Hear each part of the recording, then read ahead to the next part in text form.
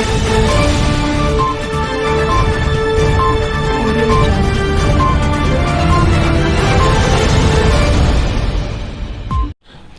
दोस्तों, मैं आपका दोस्त और होस्ट अशोक सिंह अपने YouTube और Facebook चैनल विमर्श में आपका स्वागत करता हूं। हफ्ता के इस एपिसोड में आज केंद्र सरकार के फिर राम की शरण में जाने के संदर्भ में बात करेंगे। आज बात करने से पूर्व देशवासियों को ईद उल अज़हा, बकरीद एवं रक्षाबंधन की बहुत बहुत शुभकामनाएं। तो राम मंदिर का शिलान्यास 5 अगस्त को प्रधानमंत्री के हाथों होने जा रहा है और यह भी ऐलान कर दिया गया है कि अगले चुनाव के पूर्व राम मंदिर बनकर तैयार हो जाएगा। गोया सभी मोर्चे पर फेल होने के बाद सरकार फिर से राम की शरण में है। देखिए इस वीडियो क्लिपिंग को। कहानी है 7 साल पहले की। एक आदमी ने कहा कि 1,76,000 करोड़ रुपए का घोटाला हुआ है। दूसरे आदमी ने इसी घोटाले को समझाने के लिए आंदोलन चलाया।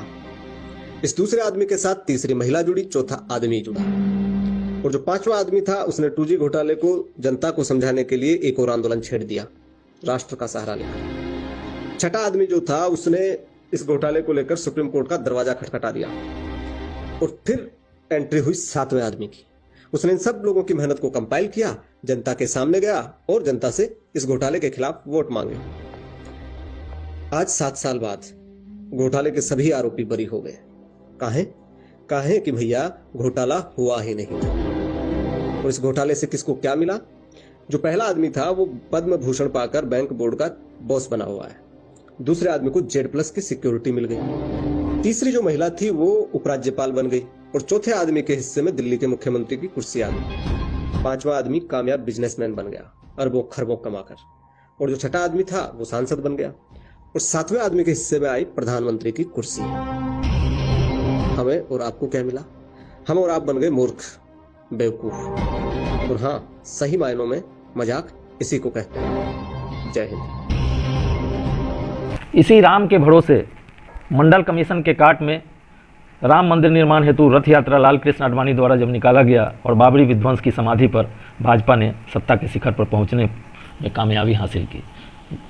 2014 में जब नरेंद्र मोदी की पहली सरकार बनी थी तो इसमें वादा था 2 करोड़ नौकरी, काला धन वापस लाने का इसमें वादा किया गया था और भ्रष्टाचार मिटाने का वादा किया गया था। लेकिन लगता है कि सभी मोर्चों पर फेल होने के बाद फिर से धर्म और राजनीति के घालमेल से अगला संसदीय चुनाव जीतने की पटकथा लिखने की कवायद शुरू हो गई है। संसद, संविधान और संवैधानिक संस्थाओं के अहमियत तार तार होते जा रहे हैं।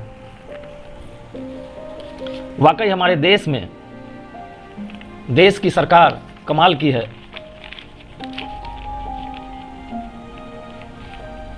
पिछले 6 सालों से देश को ख्वाब पर ख्वाब दिखाया जा रहा है और लोग हैं कि सरकार से भी कमाल के हैं जो इस सरकार के ख्वाबों पर एतवार जतला रहे हैं। ऐसा लग रहा है जैसे देश में कोई सम्मोहन का खेल चल रहा है जिसमें जनता अपनी सुध बुध खो बैठी है। बस वही देख रही है जो मोदी जी उन्हें दिखाना चाहते हैं और वही सुन रही है जो वे सुनाना चाहते हैं। इधर मदारी खेल दिखा रहा है और उधर जमूरा उसके इशारे पर उछल कूद मचा रहा है। लोगों की जेबें कट रही है। जब तक छोटे लोगों की जेब कटती रही तब तक बड़े लोगों ने तालियां बजाई, लेकिन अब जब बड़े लोगों की जेब कट रही है तो कहीं गोरख पांडे याद आ रहे हैं तो कहीं यूपीए सरकार। गोरख पांडे की यह कविता, राजा बोला रात है, रानी बोली रात है, मंत्री बोला रात है, संतरी बोला रात है, सुबह सुबह की बात है, आजकल चर्चा में है। एक उद्योगपति ने गोरख पांडे की कविता की पंक्तियों को ट्वीट किया, न जाने क्या समझकर उसे डिलीट भी कर दिया। लेकिन सोशल मीडिया में तो लोगों की निगाह से बचा नहीं जा सकता, ये कविता चर्चा में आ गई। गोरख पांडे की एक और कविता की कुछ पंक्तियां आजकल चर्चा में है। हवा का रुख कैसा है हम समझते हैं, हवा का रुख कैसा है हम समझते हैं, हम उसे पीठ क्यों दे देते हैं, हम समझते हैं खून का मतलब, पैसे की कीमत हम समझते हैं, क्या है पक्ष विपक्ष में क्या है हम समझते हैं, हम इतना समझते हैं कि समझने से डरते हैं और चुप रहते हैं। हिंदुस्तान लगभग 5-6 सालों से चुप ही था। छोटे लोग तो यूं भी बोलने के हकदार नहीं होते। कुछ दिन पूर्व एक कार्यक्रम में राहुल बजाज ने बता दिया कि देश में डर का माहौल है। इस सरकार को अपनी आलोचना पसंद नहीं, तभी तो बड़बड़ा राव, डॉक्टर कपिल सफूरा को जेल और देवेंद्र सिंह जैसे षड्यंत्रकारी को बेल। वर्तमान परिप्रेक्ष्य को रेखांकित करते हुए एक वीडियो क्लिपिंग देखें।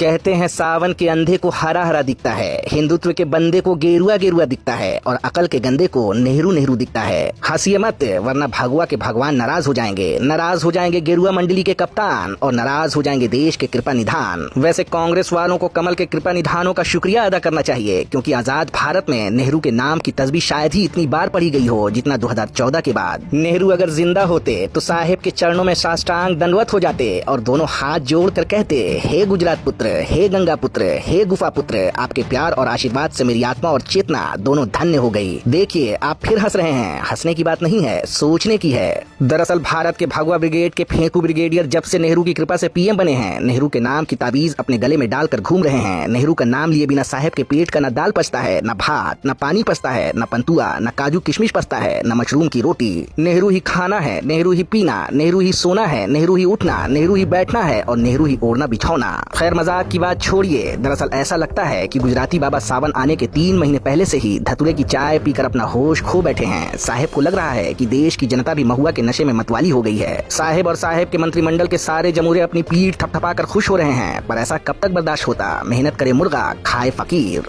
अच्छे नतीजों और बेहतरीन योजनाओं का क्रेडिट लूटना साहेब की संस्कृतियों में शामिल है। साहेब के चमचे बेलचों ने यह हुनर चाचा चौधरी से बखूबी सीख लिया है, लेकिन ये बात भारत के पूर्व राष्ट्रपति और कांग्रेस के वरिष्ठ नेता डॉक्टर प्रणब मुखर्जी के गले नहीं उतरती। जी हाँ, वही प्रणब मुखर्जी जिनके आरएसएस के कार्यक्रम में शामिल होने पर संघ के सुकरातों ने उन्हें सैल्यूट किया था और देश का सच्चा सपूत बताया था। अब वही प्रणब दा ने साहेब की संकीर्ण सोच को संस्कारहीन बता दिया है। साहेब और उनकी फाइनेंस मिनिस्टर निर्मला सीतारमण के साथ साथ सभी भगवान अंग्रेजों को अपने बयान से मुखर्जी दा ने बेनकाब कर दिया है। साहेब आज नाच नाच कर कहते फिर रहे हैं कि उनकी सरकार 2024 तक भारतीय अर्थव्यवस्था को $5 ट्रिलियन यानी 50 खरब डॉलर तक ले जाने की दिशा में काम कर रही है। देश मजबूती और विकास की दिशा में तेजी से बढ़ रहा है। बस आज इतना ही।